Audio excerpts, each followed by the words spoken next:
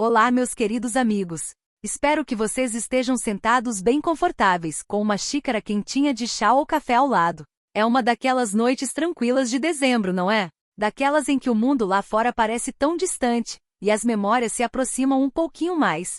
Deixem-me levar vocês de volta a um dia que nunca vou esquecer. Era final de outubro, o ar cortante com o inverno que estava chegando. Eu caminhava por uma daquelas ruazinhas estreitas de Gotemburgo, aquelas com paralelepípedos que guardam a memória de cada passo dos últimos 100 anos. Meu casaco estava abotoado até o pescoço, cachecol bem enrolado, porque aos 67 anos o frio nos pega mais rápido do que antes. Eu só pretendia ir à padariazinha comprar pão fresco, nada especial, só o de sempre. Então eu a vi. Uma jovem ajoelhada na calçada úmida, um casaco fino puxado ao redor dos ombros, segurando um bebezinho contra o peito. O bebê estava envolto em um cobertorzinho leve demais para o tempo, o rostinho escondido, só uns fiozinhos de cabelo escuro aparecendo. A mulher estendia um copo de papel, os olhos fixos no chão. Moedas tilintavam dentro dele toda vez que alguém passava sem parar. A maioria das pessoas desviava o olhar. Alguns jogavam algo pequeno e seguiam apressados. Eu parei de repente, porque aquela jovem era minha filha, minha Sofia, minha única filha, a menininha que eu criei sozinha depois que o pai dela se foi quando ela tinha só 7 anos. A mesma Sofia que corria até mim com desenhos de flores e me contava tudo, cada alegria pequena, cada dorzinha. Agora ela estava ali, pedindo esmola na rua com o próprio filho nos braços. Minhas pernas fraquejaram. Meu coração batia tão forte que achei que ia quebrar uma costela. Por um momento eu não conseguia me mexer, não conseguia respirar. O barulho da rua sumiu, os bondes, os passos, os sinos distantes da igreja. Tudo que eu ouvia era o sangue pulsando nos meus ouvidos. Então ela olhou para cima. Nossos olhares se encontraram. Mamãe, a voz dela era tão fraquinha, tão quebrada. O copo escorregou dos dedos dela. As moedas rolaram pelos pedregulhos como lágrimas que ninguém queria recolher. Ela apertou o bebê mais forte, como se tivesse medo de que o vento, ou eu, pudesse levá-lo embora. Eu não me lembro de atravessar a rua. Num segundo eu estava parada ali, congelada, no outro já estava de joelhos ao lado dela, ignorando a dor nas juntas. Eu puxei as duas para os meus braços. O corpo da Sofia tremia com soluços silenciosos. O bebê Mira, embora eu ainda não soubesse o nome dela, deu um sonzinho, metade choro, metade suspiro, e se aninhou contra mim. As pessoas passavam ao nosso redor. Algumas olhavam. Ninguém parava. É a cidade, né? Bondosa em coisas pequenas, mas sempre correndo. Eu não falei muito. As palavras pareciam grandes demais, desajeitadas demais para o que estava acontecendo. Eu só as abracei. Depois, devagar, com cuidado, ajudei a Sofia a se levantar. Recolhi as moedas espalhadas, arrumei o cobertor ao redor do bebê, peguei a mochila que ela tinha no ombro. Era leve, leve demais para quem deveria ter um lar. Vem, eu disse. Só isso. Vem. Ela não discutiu. Caminhamos os 10 minutos até o meu apartamento em silêncio. O prédio antigo com a escada de madeira que rende, o cheiro familiar de pisos encerados e café do vizinho de baixo. Abri a porta, acendi as luzes. O calor veio nos receber. Lá dentro, coloquei a chaleira no fogo. Fiz um chá preto forte, do jeito que a gente sempre gostava. A Sofia sentou no sofá, ainda segurando a Mira, olhando para o chão. O bebê tinha adormecido contra o peito dela, o peitinho subindo e descendo devagarinho. Trouxe o chá. Sentei ao lado dela. Esperei. Depois de um tempo longo, ela falou. Eu não queria que você me visse assim, mamãe. Eu pensei que se eu aguentasse mais um pouquinho, eu conseguiria consertar tudo. A voz dela falhou. As lágrimas começaram de novo silenciosas, escorrendo pelas bochechas e pingando no cobertorzinho da Mira. Eu peguei a mão dela. Os dedos estavam gelados. Me conta, Sofia. Do começo. Seja o que for, me conta. E ela contou. Começou com o Henrique. Ele apareceu na vida dela há 5 anos como uma promessa. Alto, bonito, confiante. Trabalhava com finanças, ou pelo menos era o que dizia. Roupas elegantes, sorriso bonito, palavras doces. A Sofia tinha 30 anos na época, cansada de ficar sozinha, cansada de dar aula para crianças o dia todo e voltar para um apartamento vazio. Ele a fazia rir, fazia ela se sentir vista. Casaram rápido, rápido demais. Eu o conheci algumas vezes. Educado, encantador, mas tinha algo, uma sombra atrás do sorriso. Eu senti no estômago, do jeito que as mães às vezes sentem. Fiquei quieta. Pensei que estava sendo antiquada, superprotetora. Sorri e o acolhi. Depois veio a Mira. Uma menininha perfeita com os olhos azuis da Sofia. Por um tempo parecia felicidade. Mas atrás das portas fechadas a verdade era outra. O Henrique mudou. Devagar no começo. Não queria mais que a Sofia trabalhasse. Fica em casa com o bebê, ele dizia. Eu cuido de tudo. Ela acreditou. Depois veio o controle. Perguntas sobre cada gasto. Olhava o celular dela. Desencorajava ela de ver as amigas. De me ver. Sua mãe não gosta de mim, ele dizia. Ela acha que eu não presto. Ele estava certo nisso. Problemas de dinheiro apareceram. Contas não pagas. O Henrique dizia que era temporário. Investimentos iam dar retorno logo. A Sofia confiou. Vendeu as joias dela para ajudar. Pegou emprestado de amigas. Aí, numa manhã, ele sumiu. Sem bilhete. Sem adeus. Só gavetas vazias, contas vazias, promessas vazias. Tudo que eles tinham poupança, o apartamento até o fundo pequeno para Mira, levado. Ele a deixou com dívidas, um bebê e nada mais. Ela tentou de tudo. A polícia disse que era questão civil. O tribunal de família demorou meses. As amigas ajudaram no começo, depois se afastaram. Você não pode ficar pedindo sempre, disseram. Então ela acabou na rua, pedindo leite e fraldas mais um dia. Enquanto ela contava isso, a voz dela ficava cada vez menor. Eu escutava. Cada palavra cortava mais fundo. Eu sentia a raiva subindo, não alta, não selvagem, mas firme. Como um fogo baixo esperando o momento certo. Olhei para minha filha. Pálida.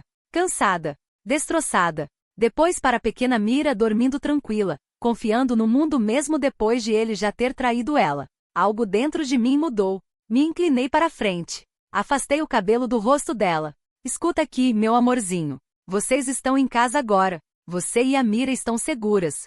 E esse homem, ele não vai escapar do que fez com vocês. A Sofia olhou para cima, surpresa. Mamãe, ele sumiu. Deve estar bem longe agora. Eu sorri. Não um sorriso suave. O sorriso de uma mulher que enterrou um marido, criou uma filha sozinha, trabalhou noites para nos sustentar e nunca, nunca, deixou alguém machucar minha família sem pagar por isso. A Sofia, eu disse baixinho. Você ainda não sabe o quanto sua mãe pode ser teimosa. Porque eu já tinha decidido. Isso não tinha acabado. Nem de longe. Queridos amigos, imaginem por um instante. Você acabou de abraçar sua única filha numa rua gelada, o bebê dela apertado entre vocês. Os dois tremendo de frio e de vergonha. E agora eles estão em segurança na sua casa. A chaleira está apitando. As luzes são suaves. Mas a tempestade dentro do seu peito? Essa só está começando. Eu não consegui dormir naquela primeira noite. Sofia e Mira estavam no quartinho de hóspedes, o meu antigo quarto de costura transformado em dormitório. Eu ouvia cada som, a respiração suave da Mira, o choro quietinho da Sofia quando ela achava que eu não estava escutando. Cada soluço era como uma agulha no meu coração. Aos 67 anos, a gente acha que já sentiu todas as dores que a vida pode oferecer. Aí vem algo assim, e você percebe que existem salas mais profundas dentro de você que nunca soube que existiam. A manhã chegou cinzenta e lenta. Eu me levantei cedo, como sempre. Preparei mingau de arroz com canela, do mesmo jeito que minha mãe fazia quando eu era pequena e estava doente. O cheiro encheu o apartamento. Aconchegante. Seguro. Sofia apareceu na porta, olhos inchados, cabelo bagunçado, segurando Mira no ombro. Parecia uma criança de novo. Senta, eu disse com carinho. Come alguma coisa. Ela sentou. Comeu devagar. Mira mamava quietinha. Nenhuma de nós falou por um bom tempo. Depois Sofia baixou a colher. Mamãe, me desculpa. Desculpa. Eu olhei para ela, surpresa. Por quê? Por tudo. Por não ter vindo te procurar antes. Por ter sido tão burra. Por ter confiado nele. Eu estiquei o braço pela mesa e peguei as mãos dela. Você não é burra, Sofia. Você é bondosa. Você é confiante. Isso não são fraquezas. São dons. Foi ele quem abusou deles. Ela começou a chorar de novo, dessa vez mais baixinho. Eu deixei. Às vezes as lágrimas precisam cair para que as palavras possam subir. Depois do café da manhã, eu liguei para Ingrid. Somos amigas desde os 14 anos, mais de 50 anos. Ela está aposentada agora, mas a cabeça dela ainda é mais afiada que a de muito advogado com metade da idade. Não contei tudo pelo telefone. Só, preciso de você. É sério. Ela disse só uma coisa, amanhã, na minha casa. 10 horas. Traga a Sofia. Foi o suficiente. O resto do dia passou em momentos pequenos e cuidadosos. Eu dei banho na Mira na pia da cozinha, água morna, paninho macio, do jeito que eu dava banho na Sofia. Mira gorgolejava e chutava as perninhas. Pela primeira vez desde ontem, Sofia sorriu, um sorrisinho frágil, mas verdadeiro. À tarde, fomos até a lojinha da esquina. Sofia empurrava o carrinho antigo que eu guardava no depósito há anos. Mira dormia. As pessoas cumprimentavam educadas. Ninguém sabia o que a gente carregava por dentro. É isso a dor. Ela se esconde tão bem atrás de rostos comuns. Naquela noite, depois que Mira dormiu, Sofia sentou do meu lado no sofá. Falou baixinho, como se tivesse medo das paredes ouvirem. Ele não começou ruim, mamãe. No começo era maravilhoso. Flores. Passeios longos. Ele escutava quando eu falava dos meus alunos. Dizia que queria uma família. Dizia que me amava. Eu assenti. Eu tinha visto o jeito que ele olhava para ela no começo. Como se ela fosse um tesouro. Depois as coisinhas mudaram. Ele não gostava dos meus horários de trabalho. Dizia que eu devia ficar mais em casa. Depois não gostava das minhas amigas. Dizia que elas tinham inveja. Depois não gostava das minhas perguntas sobre dinheiro. Ficava bravo. Não gritando, só frio. Calado. Isso era pior. Ela parou. Os dedos torciam a ponta do cobertor. Um dia ele disse: estou investindo para o nosso futuro. Eu acreditei. Dei acesso a tudo. A poupança. Ao fundo de aposentadoria de professora. Até o dinheirinho que você me deu quando o papai morreu. Achei que a gente estava construindo algo juntos. A voz dela falhou. Depois ele sumiu. Numa terça-feira de manhã. Acordei. O travesseiro dele estava frio. O armário meio vazio. O app do banco mostrava 0. Cartões de crédito estourados. O dono do apartamento ligou naquela tarde, 3 meses atrasados. Eu tinha 200 coroas em dinheiro e uma bebê que precisava de fórmula. O quarto girou. Quanto tempo? Perguntei. 4 meses na rua. Amigas ajudaram no começo. Depois pararam de atender. Vendi tudo. Meu anel. Meu casaco. Meus livros. Não sobrou nada. Eu fechei os olhos. Imaginei ela de pé na chuva, segurando Mira, pedindo moedas pros estranhos. Minha Sofia. Minha menininha. A raiva veio então, não o fogo rápido da juventude, mas o queimor lento. O tipo que dura. Abri os olhos. Sofia, eu disse, amanhã a gente vai na Ingrid. Vamos começar os papéis. Vamos descobrir onde ele está. O que ele fez. Quanto ele levou. E depois. Não terminei. Mas ela entendeu. Ela me olhou de verdade e pela primeira vez desde que eu a encontrei, tinha algo além de vergonha nos olhos dela. Tinha uma chamazinha pequena e quieta. Mamãe, você acha que a gente consegue? Eu peguei o rosto dela nas mãos. A gente não vai pedir justiça, Sofia. A gente vai tomar de volta.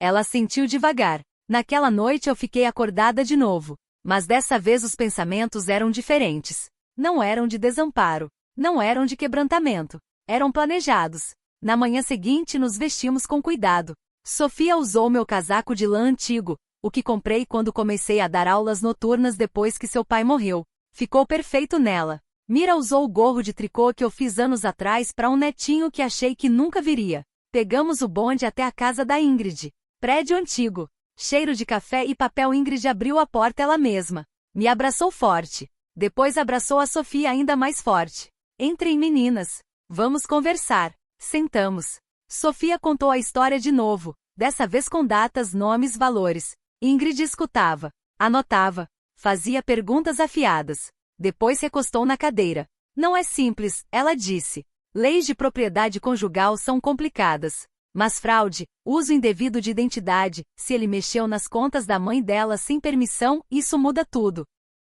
Ela olhou para mim. Kerstin, você ainda tem aqueles extratos antigos? Os do investimento do seu falecido marido? Eu assenti. Guardei tudo. Sempre. Ótimo, disse Ingrid. Porque acho que o seu genro cometeu um erro bem grave. Sofia olhou de uma para outra. Que erro? Ingrid sorriu, um sorriso pequeno, perigoso. Ele pediu conselho para sua mãe, mais de uma vez, e usou os dados pessoais dela para abrir linhas de crédito. Se a gente conseguir provar isso. Ela não terminou. Nem precisava. Lá fora o vento estava subindo. O inverno vinha forte. Mas dentro de mim, outra coisa estava subindo também. Uma promessa quieta. Henrique achava que tinha desaparecido. Achava que tinha vencido. Ele estava errado. Muito, muito errado. Queridos amigos, vocês acabaram de se sentar naquele escritório silencioso do advogado com a sua filha, a luz do inverno caindo sobre a mesa, e ouviram as palavras que mudam tudo. Nós podemos recuperar isso. A chama dentro de vocês não está mais tremendo. Ela está firme.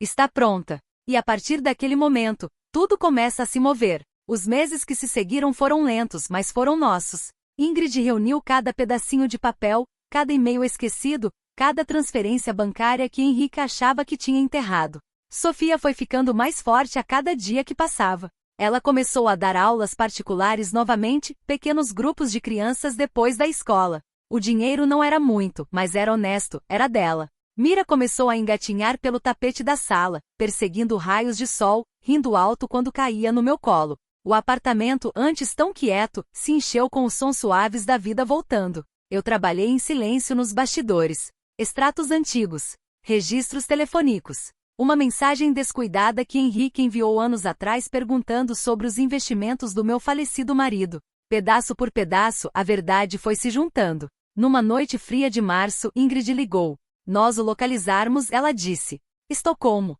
Endereço diferente, nome ligeiramente alterado em alguns documentos, mas é ele. Ele acha que desapareceu. Eu não elevei a voz. Apenas disse, obrigada. Sofia estava sentada ao meu lado. Ela viu a expressão no meu rosto e soube. Ele foi encontrado? Eu assenti. Ela respirou fundo. Então vamos terminar isso. A data do tribunal chegou no final de maio. A sala era simples, bancos de madeira, luz suave, o leve cheiro de livros antigos. Sofia usava o mesmo vestido preto que tinha no dia em que a encontrei na rua, mas agora ele caía diferente. Os ombros dela estavam retos. Os olhos claros. Henrique estava do outro lado. Parecia menor. O terno caro não conseguia esconder as linhas de preocupação no rosto. Quando Sofia subiu ao banco das testemunhas, ele fixou o olhar nas próprias mãos. Ela falou sem raiva, sem lágrimas. Contou ao juiz sobre as promessas que viraram controle. Sobre a manhã em que acordou com a cama vazia e a conta bancária zerada. Sobre os meses na rua, Mira chorando de fome, estranhos passando ao redor delas como se fossem invisíveis. A voz dela permaneceu firme, mas a minha tremia enquanto eu escutava lá do fundo. Quando Henrique falou, suas palavras eram frágeis. Foi um erro. Eu estava sob pressão. Pretendia devolver.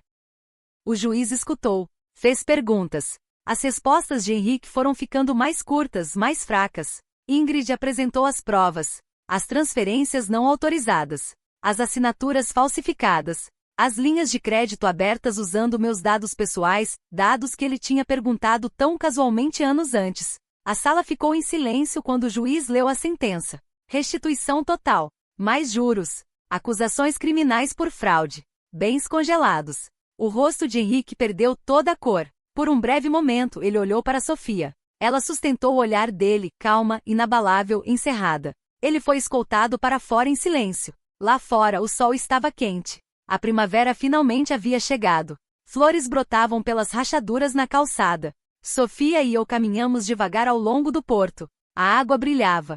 Gaivotas rodopiavam no céu. Paramos perto da borda. Sofia se virou para mim. Mamãe, eu não sei como te agradecer. Eu peguei a mão dela. Você me agradece vivendo, Sofia. Criando Mira com amor. Lembrando que você é suficiente. Ela sorriu. Sorriu de verdade, pela primeira vez em o que parecia uma vida inteira. Ficamos ali, mãe e filha, vendo os barcos deslizarem pela água. Mira estaria nos esperando em casa, provavelmente tentando subir no sofá de novo, dando aquela risada brilhante e destemida. Henrique pagaria por anos. Não só em dinheiro. Não só no tribunal. Ele carregaria o peso do que destruiu. E talvez com o tempo ele entendesse a profundidade da dor que causou. Mas nós? Estávamos reconstruindo. Mira cresceu tornando-se uma menininha curiosa e alegre. Sofia encontrou um trabalho fixo dando aulas novamente. Eu passava os dias com elas, lendo contos de fadas antigos, assando roscas de canela, ouvindo pezinhos correndo pelo chão. Aos 67 anos, descobri que algumas das vitórias mais doces chegam tarde na vida. A vida nem sempre é justa. Às vezes ela tira tudo de você. Mas o amor quieto, teimoso, inquebrável, tem um jeito de devolver o que foi roubado. Se você já viu alguém que ama sofrer e se sentiu impotente, se já se perguntou se uma única pessoa ainda pode consertar as coisas, saiba disto. Pode sim. Pode levar tempo. Pode exigir coragem. Mas levantar-se, recusar-se a deixar a crueldade vencer. Isso é a coisa mais silenciosa e mais forte que qualquer um de nós pode fazer. Obrigada por terem caminhado esse caminho comigo, queridos amigos. O tempo de vocês, o ouvir de vocês, significa um mundo para mim. Se essa história tocou seu coração, por favor considere se inscrever. Há tantas outras histórias de pessoas comuns encontrando o caminho de volta à esperança, e eu estarei aqui para compartilhá-las com vocês. Cuidem-se bem. Abracem forte quem vocês amam. E nunca esqueçam, vocês nunca estão verdadeiramente sozinhos. Deus abençoe a todos.